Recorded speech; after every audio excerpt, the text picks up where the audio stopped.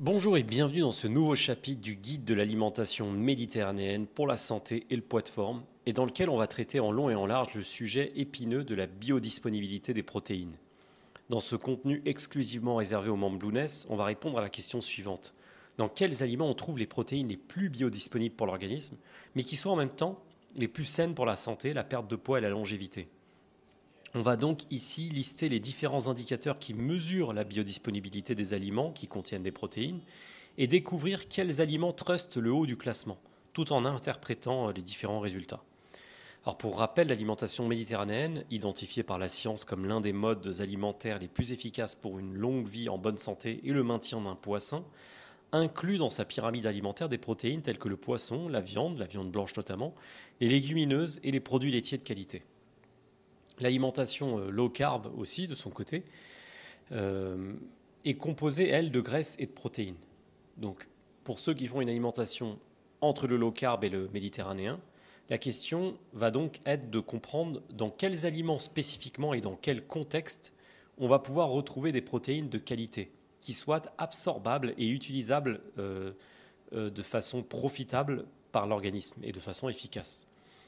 Toutes ces questions relatives à l'apport en protéines feront l'objet ici de pistes de réflexion que chacun pourra adapter à son cas. Il ne s'agit absolument pas de recommandations, simplement d'une synthèse d'informations,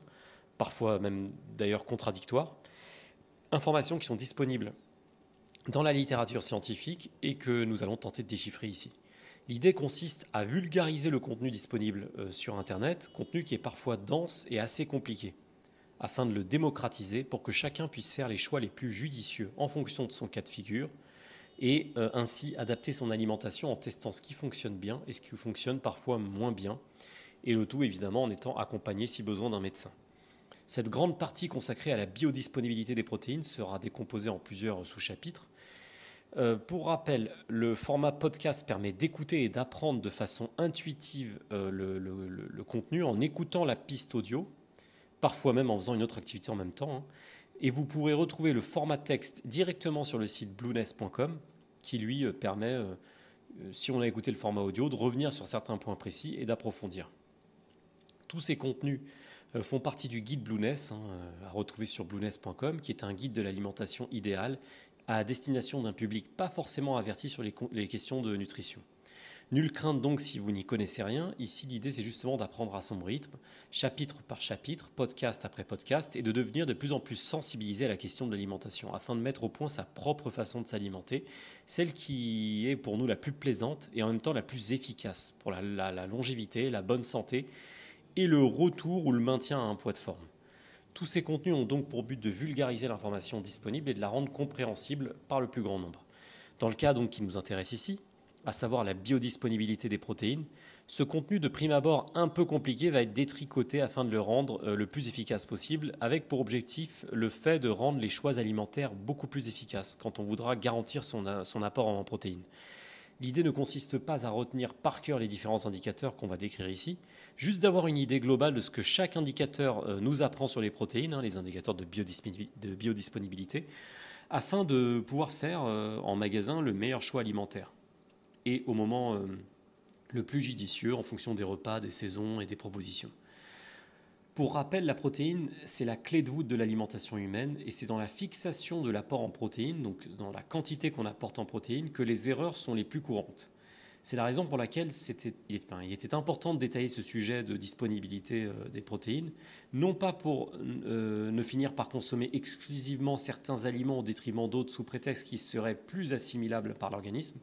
mais au moins de prioriser certains aliments plus efficients de façon relativement fréquente, sans trop y penser plus tard, afin de s'assurer la meilleure régénération possible des tissus, donc la peau, les cheveux, les ongles, etc., la meilleure santé possible et une longévité optimale. Donc si vous êtes prêt à révolutionner votre alimentation et donner le meilleur carburant possible à votre organisme afin d'être dans la meilleure santé possible, c'est dans la suite de ce contenu et bien sûr dans tous les autres contenus auxquels vous avez un libre accès en tant que membre premium. Et vous allez retrouver dans ces contenus réservés aux membres Blueness probablement beaucoup de réponses aux questions que vous vous posez. Donc qu'est-ce qu'on va apprendre dans ce nouveau chapitre ? on va apprendre, on va découvrir ce qu'est la biodisponibilité des protéines, quels sont les différents indicateurs de biodisponibilité des protéines, et on pourra dresser à la fin de la formation la liste ultime des aliments les plus biodisponibles en fonction de ces indicateurs, et ceux du coup qu'on recommande pour la vie de tous les jours. Donc ce contenu fait partie de l'ensemble des chapitres dédiés aux protéines, que ce soit en diète low carb et méditerranéenne, dont vous retrouverez le sommaire directement sur blueness.com. Je vous donne rendez-vous donc directement sur blueness.com pour la suite de ce contenu. À très vite.